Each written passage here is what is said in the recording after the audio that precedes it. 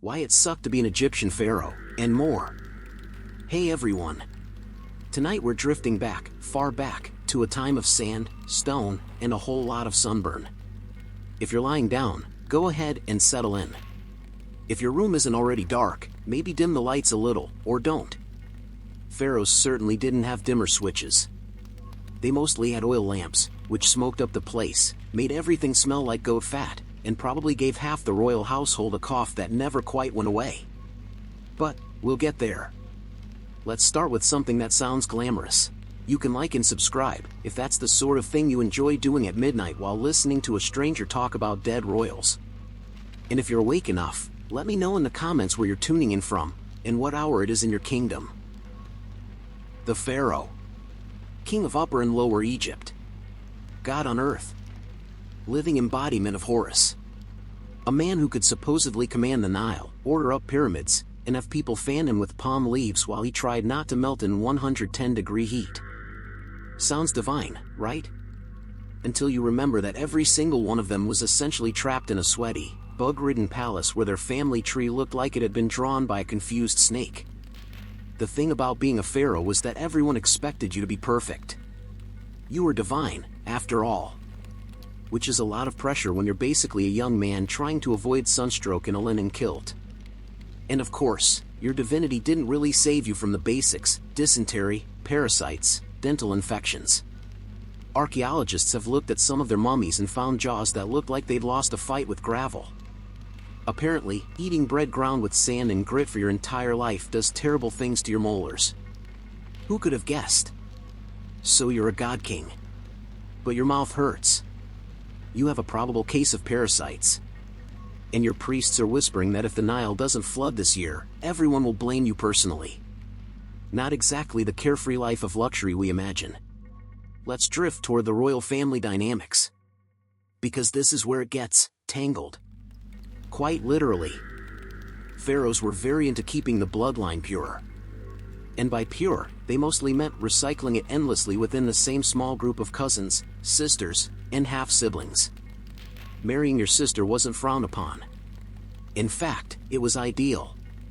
After all, the gods married their siblings, so why shouldn't you? The result was, naturally, a royal gene pool so shallow you could stub your toe in it. Take Akhenaten, for example. The pharaoh famous for trying to convince everyone that there was only one god, Aten, who was basically a giant sun disk. Akhenaten married Nefertiti, who may or may not have been his cousin, and he may or may not have also had children with one of his own daughters. Which is about as confusing as his religious reforms, and equally unpopular. By the time you get to Tutankhamun, yes, King Tut, everyone's favorite golden mask, he had a body full of hereditary issues that read like a medical shopping list. He had a clubfoot, cleft palate, curved spine, and walked with a cane. And he was, of course, married to his half-sister.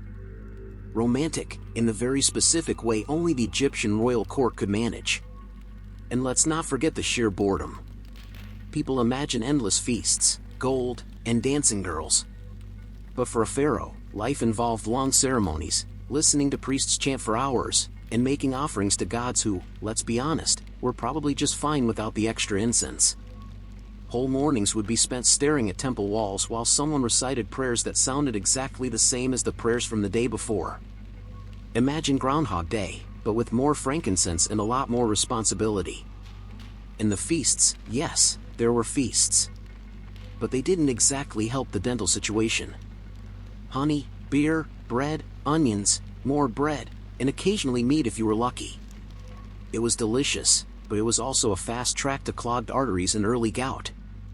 And remember, the Egyptian summer didn't have air conditioning. So imagine tucking into a heavy meal in a palace with no airflow. Nothing says divine majesty quite like sweating through your linen while gnats hover over your beer. One of the more ironic details about pharaohs is that they were considered gods on earth, but they had virtually no privacy. Their every move was dictated by ritual. When you woke up, there was a ceremony. When you ate, there was a ceremony. Even going to war meant dragging along a priest to make sure the gods were in the mood for battle. The divine king couldn't exactly sneak off for a nap without someone recording it in a temple relief. Even death wasn't a break. because that's when the real bureaucracy kicked in. Your body was embalmed, organs removed, stuffed with resin, wrapped in yards of linen, and sealed into a sarcophagus that weighed as much as a small car. Then they buried you in a tomb decorated with promises about eternal life, most of which were instantly broken when a group of grave robbers tumbled in and stole your jewelry. Honestly, most pharaohs probably spent more time being robbed in the afterlife than they ever did ruling the living. Now, the Nile. It was the backbone of everything. Each year, the river had to flood, leaving rich silt on the land. If it didn't, people starved. Which, inconveniently, was seen as your fault as pharaoh.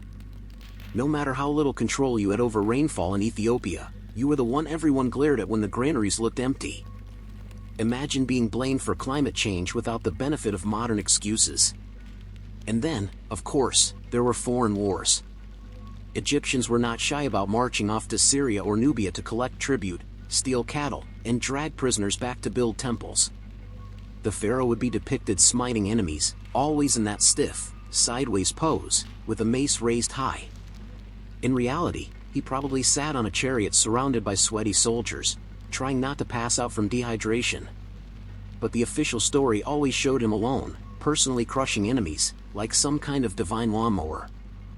Speaking of temples, pharaohs were obsessed with building. Pyramids, obelisks, vast complexes covered in hieroglyphs. Each ruler wanted to outdo the last. Which sounds fun, until you realize it meant bankrupting the treasury and forcing thousands of workers into endless labor. A pyramid wasn't a weekend project.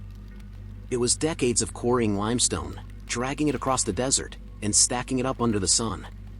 Workers were fed, yes, but also beaten, and occasionally crushed under stones. Meanwhile, the pharaoh got to stroll out once in a while, nod at the progress, and then hurry back into the shade. But here's the catch. After all that effort, after the decades of construction and endless hieroglyphs proclaiming your eternal glory, chances were, a few centuries later, someone would just chisel your name off and replace it with theirs.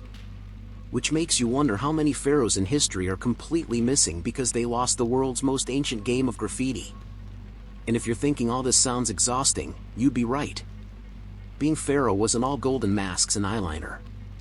It was more like trying to run an entire civilization while battling migraines, parasites, and the constant risk of being poisoned by your brother. Yes, palace intrigue was constant. There's a reason Egyptian texts talk about the great enemies within. Everyone wanted the throne. And if you so much as sneezed at the wrong moment, someone was already plotting how to slip a little something extra into your wine. The saddest part? For all their effort to preserve the royal line, most pharaohs weren't remembered for long. Names faded. Statues crumbled. Tombs were looted. Entire dynasties collapsed under the weight of bad harvests and political infighting. Yet each new ruler would step up, declare themselves divine, marry their sister, and start the whole cycle again. So yes, it looked glamorous. But in reality, being pharaoh mostly sucked. Let's drift over now to another royal disaster waiting to happen, because Egypt didn't have a monopoly on fragile dynasties. In fact, Europe seemed to take the Egyptian idea of inbreeding and say, challenge accepted. The life of Harold Hardrada, 1015 to 1066. The last great Viking king. Hey everyone. Tonight, we're drifting back to the far north. To a time of frostbitten fjords, longships cutting across gray seas, and kings who looked majestic in sagas but smelled mostly of damp wool and fish oil in real life. So if you're lying down, let your shoulders sink a little deeper into the pillow. Maybe loosen your jaw, unclench your hands. Harold Hardrada's world was a loud one, clashing swords, creaking ships, and endless shouting in Old Norse. But here, tonight, we'll keep things quiet. The only thing clashing is the occasional awkward detail about how his life really went. Because Harold Hardrada, the last great Viking king, wasn't just the noble warrior poet we like to imagine. He was also a man who spent most of his career running away, failing upwards, and collecting dubious nicknames in foreign courts. Which, of course, makes him the perfect bedtime companion. Harold was born in 1015, in Norway, into a world that was about as stable as a chair with two legs. His half-brother, Olaf Haraldsson, would later become Saint Olaf. which sounds impressive, until you realize Olaf's main talent was alienating his nobles so thoroughly that they invited a Danish king to invade just to get rid of him. Family gatherings must have been fun. Harold grew up watching this chaos unfold, absorbing the lesson that being king mostly meant dodging betrayal while insisting that everyone else was the problem. By the time he was 15, he had already decided to join Olaf in battle. Not just any battle, of course. The fateful one at Stiklestad in 1030. Now, Stiklestad is famous in Norwegian memory as the moment Olaf was martyred. In practice, it was also the moment Harold nearly got himself killed. The teenager charged in, probably still squeaky-voiced, and was promptly wounded badly enough that he had to be smuggled out of the country. Which is a very Viking way of saying, lost spectacularly, fled the scene, and spent the next decade in exile. And exile, for Harold, meant wandering. He drifted eastward into the lands of the Kievan Rus. Which sounds romantic until you picture it properly: muddy rivers, endless birch forests, and hosts who spoke a language he didn't fully understand. Luckily, the ruler of Kiev, Yaroslav the Wise, had a soft spot for ambitious young Norsemen. Harold became part of his retinue, probably serving as the tall, slightly terrifying guy in the background during court functions. But Harold was restless. Hanging around Kiev wasn't glamorous enough. So he packed up and headed even further south, to Constantinople, known to the Vikings as Miklagard, the Great City. The Byzantine Empire, in all its marble and mosaic splendor, was exactly the kind of place where a tall blonde northerner could reinvent himself. And reinvent himself he did. Harold signed up for the Varangian Guard, an elite unit of mercenaries who doubled as the emperor's personal bodyguards. It was, essentially, a very exclusive bouncer club for giant Scandinavians with bad tempers. Now, the sagas claim Harold did very well in Byzantium. They say he fought in Sicily, battled pirates in the Mediterranean, and even campaigned in the Holy Land. They say he amassed piles of gold, which he stored safely in Kiev before eventually trying to return home. Historians, of course, roll their eyes at some of these tales. Because sagas were written by Icelanders who never let accuracy get in the way of a good bedtime story. But still, it's likely Harold did make a fortune, and then he spent years swaggering around Constantinople, terrifying local citizens who had never seen a man quite that large and that convinced of his own destiny. Unfortunately, Harold also had a knack for getting into trouble. He quarreled with Byzantine officials, possibly seduced someone he wasn't supposed to, and was even imprisoned at one point. The details are murky. But knowing Harold, he probably insulted the wrong noble, or glared a little too hard at the emperor's wine jug. Eventually, though, he escaped. He left Byzantium behind, slipping out, if we believe the sagas, with a pile of treasure, a bruised ego, and a few unpaid debts. He went back to Kiev, collected his gold, and then returned to Norway. By now, his half-brother Olaf had been dead for years, but Olaf's son, Magnus the Good, had taken the throne. And here is where Harold showed his true talent. Not fighting, not ruling, no, his real gift was persistence. He marched back into Norway, declared that he too had a claim, and then settled into an awkward co-kingship with Magnus. Imagine two people trying to drive the same cart while pulling in opposite directions. That was Magnus and Harold. Luckily for Harold, Magnus died young. Convenient, really. Possibly an illness, possibly sheer exhaustion from dealing with Harold's relentless ambition. And just like that, in 1046, Harald Hardrada became the sole king of Norway. But, of course, nothing is ever simple in medieval monarchy. Harold had spent so long fighting abroad, collecting shiny things, and imagining himself as a great conqueror, that ruling Norway must have felt disappointingly mundane. He had to collect taxes, keep nobles happy, and avoid invasions from Denmark. It was exhausting. And he wasn't a particularly gentle ruler. The sagas describe him as harsh, hence the nickname Hardrada, meaning hard ruler. He wasn't the kind of man you went to for a warm fatherly chat. He was the kind who'd glare at you until you reconsidered having opinions. But he also had that Viking itch. The need to expand, to raid, to prove himself on foreign soil. Which is why, after nearly 2 decades of ruling Norway, Harold started thinking about England. Now, England in the mid-11th century was messy. King Edward the Confessor was on the throne, but he was childless, which meant every ambitious man in Northern Europe was eyeing the crown like it was a free buffet. Harold decided he had as good a claim as anyone. After all, a distant treaty had supposedly promised Norway the English throne if certain lines failed. And if that sounds like a flimsy legal argument, it absolutely was. But flimsy arguments have never stopped kings before. So, in 1066, Harold raised an army. He allied with Tostig, the disgruntled brother of Harold Godwin's son, who was Edward's most likely successor. Together they set sail for England. Picture it, a fleet of Viking ships, sails catching the wind, oars dipping in rhythm. Harold at the prow, tall and confident, probably humming one of his own poems. Because, yes, he fancied himself a poet as well. His verses mostly boiled down to "I am great, everyone else is terrible," which, to be fair, is the standard genre of royal poetry. At first, things went well. The Norwegians won a victory at Fulford, near York. Spirits were high, plunder was flowing, and Harold was already picturing himself seated on the English throne, glaring at Anglo-Saxons with that trademark Hardrada intensity. But then came Stamford Bridge. September 25th, 1066. Harold Godwin's son, future King Harold II, marched his army north at record speed and caught Harold completely off guard. The battle that followed was brutal. The Norse army, many of them without armor because they had left it on the ships, fought desperately. Harold himself charged forward, tall as ever, swinging his sword with the energy of a man who had spent his life trying to prove he was destined for greatness. And then, of course, he was shot in the throat with an arrow. Just like that, Harold Hardrada, the last great Viking king, was dead. His army collapsed. The survivors fled back to Norway in a handful of ships. Of the hundreds who had set out, only a fraction returned. Harold's body was eventually brought back to Norway, buried in Trondheim. His dream of conquering England died with him.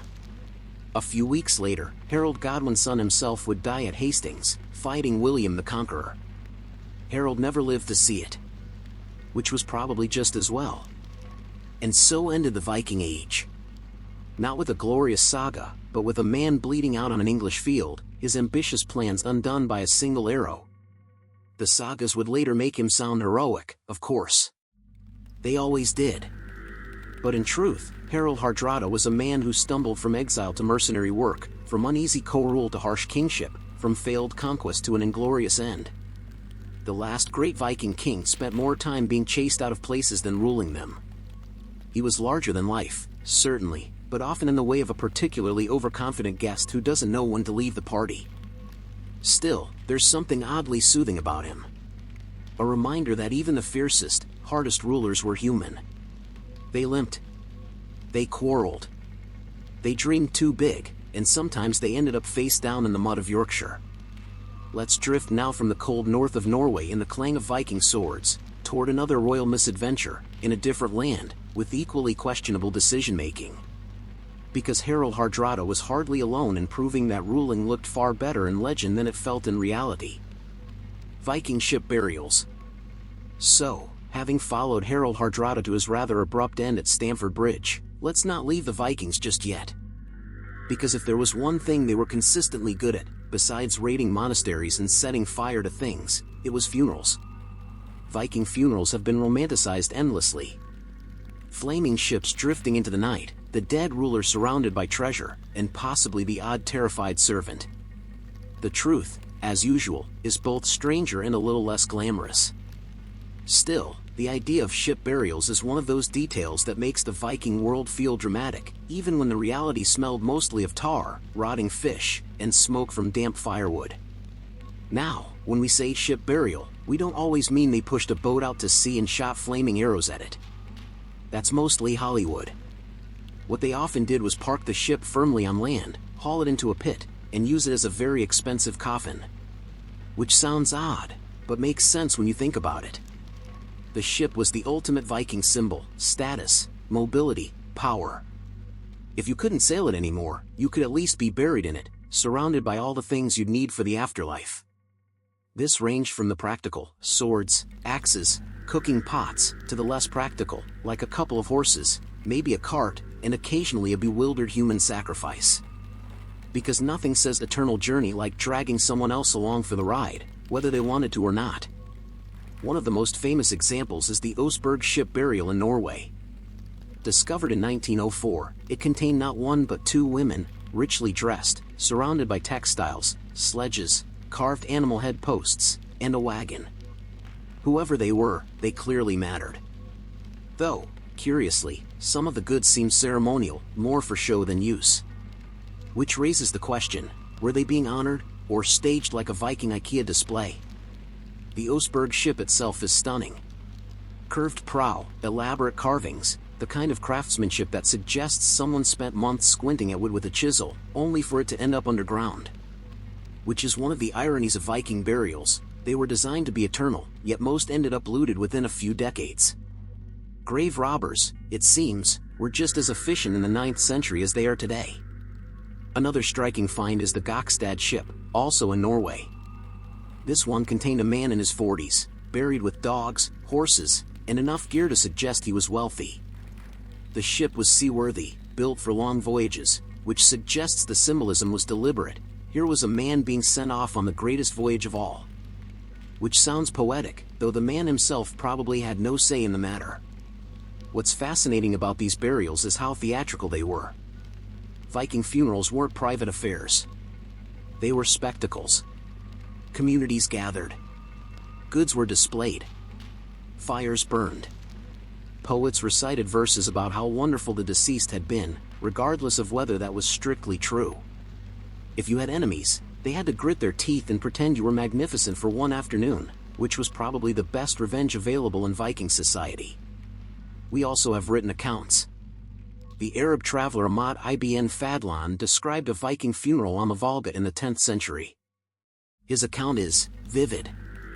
He tells of a chieftain being laid in a ship, surrounded by goods, sacrificed animals, and, most disturbingly, a slave girl who volunteered, or perhaps was volunteered, to accompany him. The process involved days of ritual, drinking, and chanting. The girl was given copious amounts of alcohol, lifted over doorways so she could see into the afterlife, and then ceremonially killed before being laid beside her master. The ship was then set on fire and burned. Now, historians debate how typical this was. Some think Ibn Fadlan exaggerated for effect. Others point out that sacrificing servants and animals wasn't unusual in many ancient societies. Either way, it paints a picture of funerals that were equal parts theater, violence, and wishful thinking about eternity. The symbolism of the ship is hard to miss. For Vikings, the sea was everything.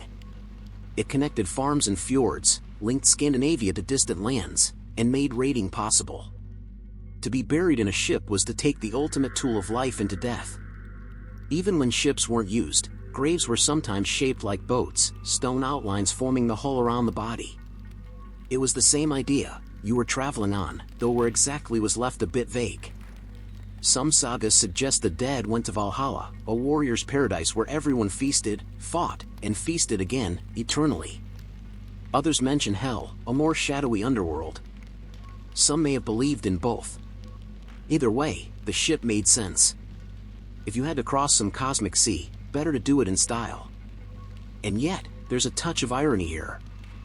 These elaborate burials were meant to preserve memory, to anchor the dead in eternal honor. But time wasn't kind. Most graves were robbed. Bodies decomposed.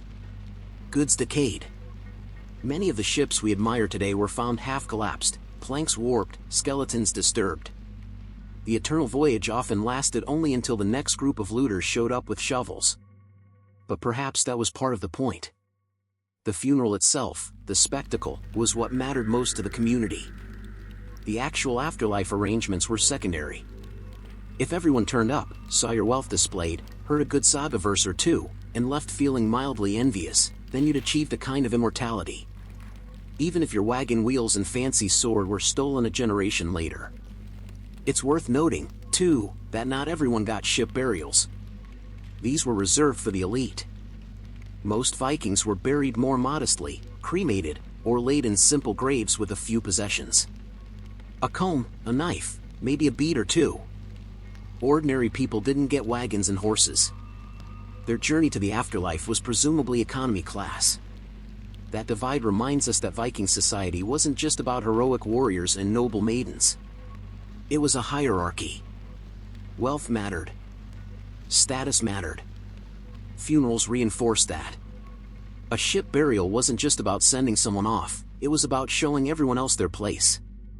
One almost comic detail, some ship burials included whole farm animals, awkwardly shoved into the grave.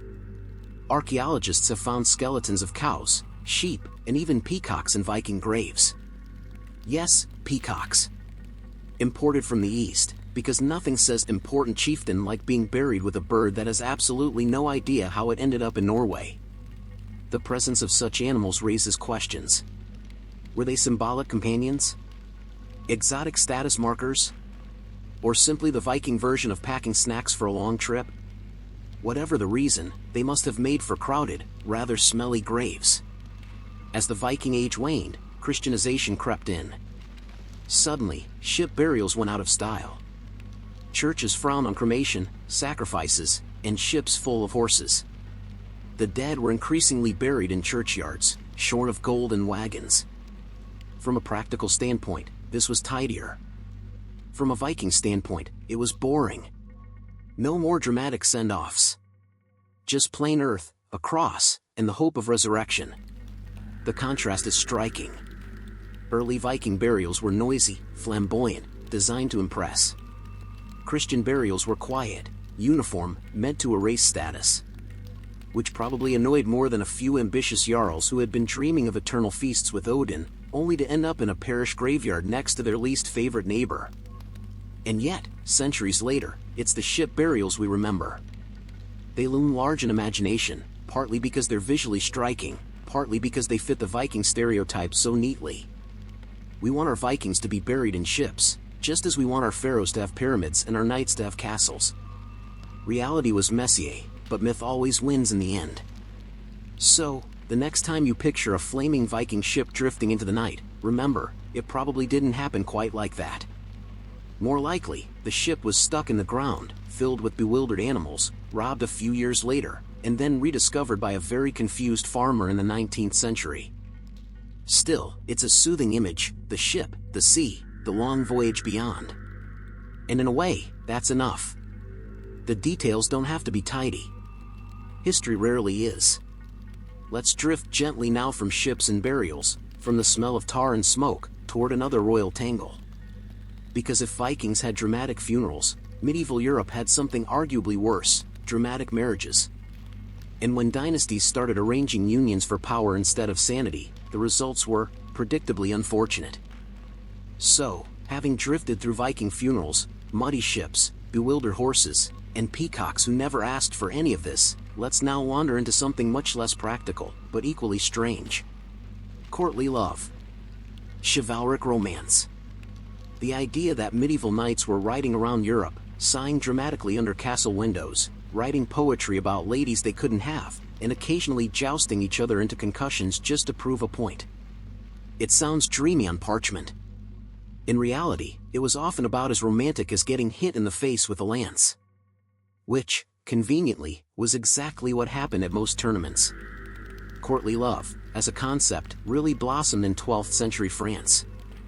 The troubadours of Aquitaine and Provence began spinning verses about unattainable women, usually noble ladies who were already married to someone else, often a much older and grumpier husband.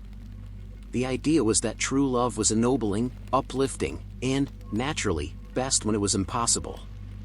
Because nothing says pure affection like pining endlessly after someone you can't have while their actual spouse watches in confusion. Take Eleanor of Aquitaine, for example.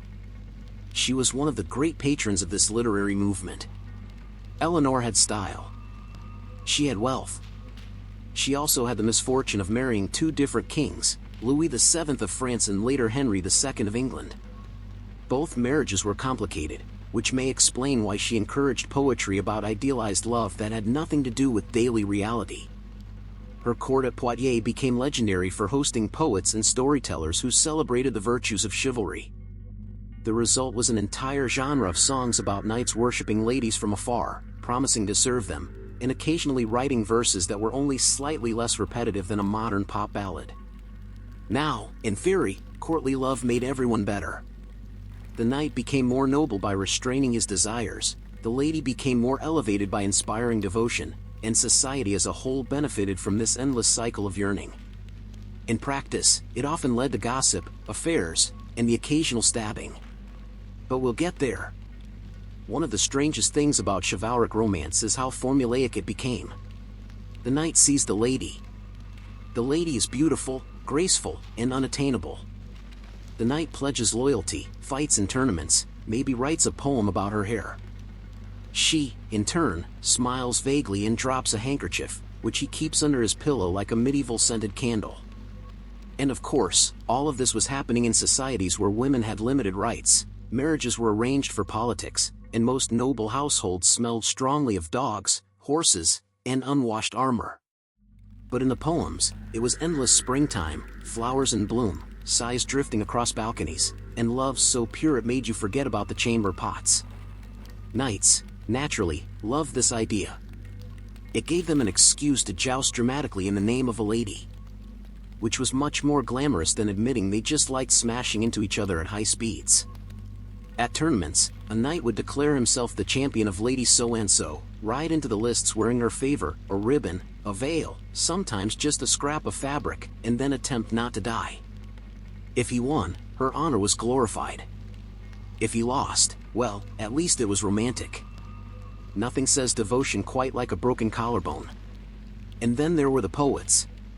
Troubadours in the south of France, minzingers in Germany, all busily writing verses that compared their beloved to roses, stars, or occasionally to God himself. Subtlety was not their strong suit. A typical line might go something like, "Her eyes are brighter than the sun, her lips sweeter than wine, her presence holier than the Virgin Mary, and I am unworthy to lick the dust beneath her feet." Which, depending on your mood, is either touching or deeply uncomfortable. Of course, courtly love had rules. Actual written rules, courtesy of Andreas Capellanus, a cleric at the court of Marie of Champagne. His art of courtly love laid out guidelines for how knights and ladies should behave. Rule 1. True love can only exist outside of marriage. Which is convenient, considering most noble women were married off at 12 to men twice their age. Rule 2. Love is always secret. A public affair wasn't romantic, it was scandalous. Rule 3. Love is ennobling, it makes you better. Which is a nice way of saying that pining endlessly while refusing to eat dinner somehow made you spiritually superior. And my personal favorite, love can decline if revealed too quickly. In other words, if you confess too soon, you've ruined the whole thing. Medieval dating advice was, apparently, no less confusing than modern dating advice. Naturally, not everyone approved. The church in particular was suspicious. All this talk of yearning for married women, sneaking around, and comparing them to the Virgin Mary, slightly blasphemous, slightly inconvenient. Priests preached against it, warning that too much sighing under balconies might lead straight to damnation. Which, to be fair, was probably true if your lady's husband caught you in the act. The literature of the time reflects the obsession. Chivalric romances like those of Crétin de Troyes spun tales of Lancelot, Guinevere, and the Knights of the Round Table. These stories dripped with longing, secrecy, and melodrama. Lancelot, for example, was supposed to be the perfect knight. Yet he spent most of his career falling off horses, fainting dramatically, or sneaking into Guinevere's chambers while Arthur remained awkwardly oblivious.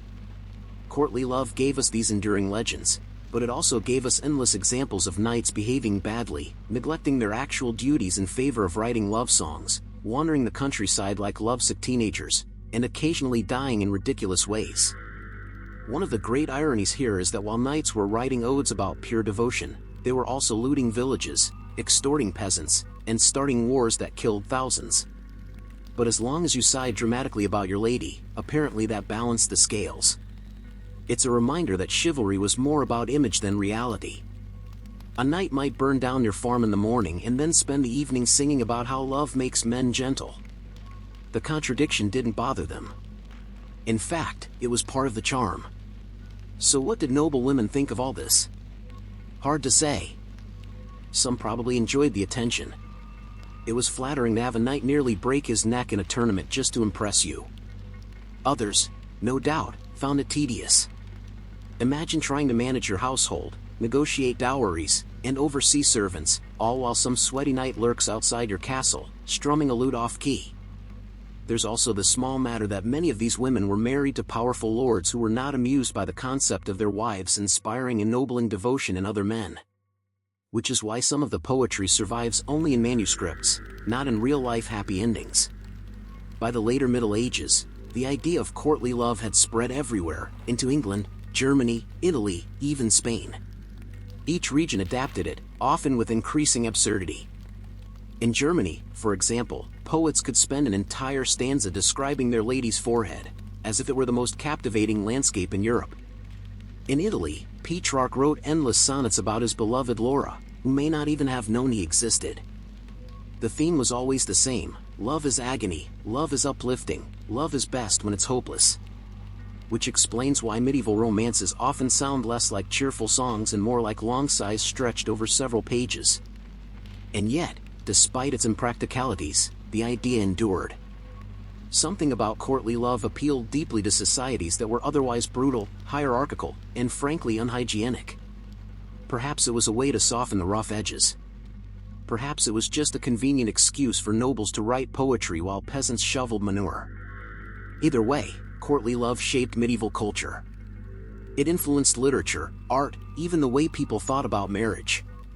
Over time, the idea that love should be part of marriage, radical in the 12th century, took root.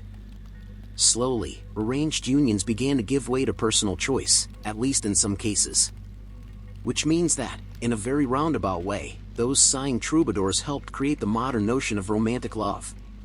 But it's worth remembering the gap between the myth and the reality. Real knights were often illiterate, smelly, and more interested in plunder than poetry. Real noblewomen were trapped in arranged marriages, managing estates while men played at tournaments. The poetry gave everyone an escape, a fantasy world where love was pure, noble, and a little ridiculous. And maybe that's the secret. Courtly love wasn't about what people actually did. It was about what they wished life could be like. Gentle. Elevated. Filled with roses and sighs instead of mud and fleas. A bedtime story for a harsh world. Which, in the end, is exactly how we're using it tonight. Let's drift now from sighing troubadours and lovesick knights to another royal predicament. Because if there's one thing history guarantees, it's that for every poem about noble longing, there was a marriage contract waiting to turn things sour. Royal marriages that went horribly wrong. So, having sighed through endless verses of knights and ladies who couldn't actually be together, let's turn the candlelight onto the marriages where they could be together, and almost everyone regretted it. Royal marriages. Dynastic unions. The supposedly sacred joining of two noble houses. In theory, these were moments of triumph, alliances forged, treaties sealed, banners raised, wine poured. In practice, many of them went horribly wrong, either because the spouses detested each other, the genetics didn't quite hold up, or because politics ruined what little chance there was of affection. Let's begin gently with Poor and of Cleves. Henry VIII of England needed a fourth wife. His first three had ended in annulment, execution, and death, which is not a comforting resume. So his advisors suggested a diplomatic marriage with a German princess. Henry, naturally, wanted to see her picture first. A painter named Hans Holbein was dispatched to capture her likeness. The resulting portrait was flattering. Very flattering. Almost aggressively flattering. When Henry met her in person, he was horrified. He declared she looked nothing like the painting, and unromantically nicknamed her the Flanders mare. Which is, you'll agree, not the most endearing term of affection for your bride. The marriage was never consummated. Henry grumbled, and looked bewildered, and within 6 months, the whole union was annulled. On the bright side, and actually ended up with the best deal of any of Henry's wives. She got a generous settlement, her own estates, and the title the king's beloved sister. She also had the good sense not to remarry him later. But Anne was lucky. Others were not. Consider Isabella of France, married to Edward II of England. Isabella was intelligent, politically savvy, and determined. Edward, on the other hand, was obsessed with his male favorites, most notoriously, Piers Gaveston. He showered Gaveston with gifts, titles, and affection, while largely ignoring Isabella. The young queen was humiliated, her household neglected. Eventually, she turned against Edward, allied with his enemies, and launched a full-scale invasion of England with her lover, Roger Mortimer. Edward was captured, forced to abdicate, and later died in custody under circumstances best left vague. So much for happily ever after. Then there's the Habsburgs, who practically made disastrous marriages into a family tradition. Their motto might as well have been, "Why conquer through war, when we can ruin our bloodline through inbreeding instead?" Charles II of Spain is the most famous example. Born after generations of Habsburg cousin marriages, Charles was physically weak, mentally impaired, and plagued by health issues. He couldn't chew properly, couldn't speak clearly, and his jaw was so prominent that closing his mouth fully was nearly impossible. He married twice, but produced no heirs, because his body was simply too frail. The Spanish court referred to him as the Bewitched, blaming curses and demons for his state. In reality, it was centuries of genetic recycling. His tragic marriages collapsed under the weight of his condition, and when he died childless in 1700, the Spanish crown plunged into a massive succession war. So yes, love may be uplifting, but dynastic genetics are less forgiving. And let's not forget Mary Tudor, known as Bloody Mary. Her marriage to Philip II of Spain was supposed to unite England and Spain in Catholic glory. Instead, it produced resentment, riots, and absolutely no children. Mary adored Philip. Philip, however, regarded the whole thing as an obligation, and spent as little time in England as possible. When he did visit, he found the damp climate, sulky nobles, and endless religious turmoil deeply unappealing. He left Mary lonely and miserable, obsessively hoping for pregnancies that never materialized. She suffered phantom pregnancies, her body swelling as if she were with child, only to reveal nothing. It was heartbreaking, and the marriage only deepened her sorrow. Royal women often bore the worst of these unions. Catherine de' Medici, married to Henry II of France, had to watch her husband openly dote on his older mistress, Diane de Poitiers. Catherine produced 10 children, held immense political influence, and essentially ran France after Henry's death. But during her marriage, she was sidelined by Diane's dominance. Imagine the frustration, being Queen of France, mother of the royal heirs, and yet perpetually outranked in your husband's heart by his glamorous mistress. Catherine endured it with icy patience, and eventually outlived both of them, ruling with a steel will. Still, hardly the romance the troubadours promised. Sometimes the problem wasn't infidelity, but simply incompatibility. Take Louis XVI of France and Marie Antoinette. Married young, they barely knew each other. Louis was awkward, shy, and, let's be honest, not particularly skilled in the bedroom. It took them 7 years to consummate the marriage, during which time Paris buzzed with mocking rumors. Meanwhile, Marie Antoinette became the target of endless slander, painted as frivolous, extravagant, and immoral. The truth was more mundane. She was young, isolated, and stuck with a husband who preferred tinkering with locks and keys to intimacy. Their marriage eventually produced children, but by then, resentment and revolution were already brewing. The supposed golden union between France and Austria ended with both of them losing their heads. Quite literally. And sometimes, things went wrong in ways that were simply tragic. Joanna of Castile, often called Juana la Loca, Joanna the Mad, married to Philip the Handsome of Burgundy. She was passionately in love with him. Unfortunately, Philip was not exactly faithful. He chased mistresses and treated Joanna with open cruelty. Joanna's jealousy spiraled into obsession. When Philip died suddenly, she was inconsolable. She reportedly kept his corpse with her for months, refusing to bury him, kissing his lips long after he was gone. Whether this was genuine madness or exaggerated propaganda by her political enemies remains debated. Either way, her marriage was far from the romantic ideal. The thread running through all of these stories is simple: royal marriages were rarely about love. They were contracts. Strategic arrangements. Moves on a political chessboard.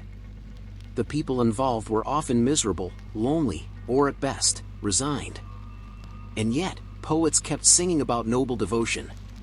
Troubadours kept strumming lutes about unattainable love. the fantasy persisted, while reality quietly suffocated in palace corridors. Of course, it wasn't all doom. Some royal marriages did work out. But those tend to be the exceptions we remember precisely because they were so rare. More often than not, these unions collapsed under pressure, political, personal, or genetic. And while the common people dreamed of ballads and romance, their rulers were trapped in alliances that brought little happiness, but plenty of historical entertainment for us centuries later. So, the next time someone sighs about a fairy tale wedding, it's worth remembering, for most royals, the fairy tale ended quickly, and usually with political infighting, bitter resentments, or, in the case of the Habsburgs, a jawline that looked better suited to breaking walnuts than kissing brides. Let's drift onward now, away from unhappy nuptials and into something equally odd, the world of royal childhoods, those fragile little heirs raised in gilded cages, smothered by protocol, and often doomed before they reached adulthood.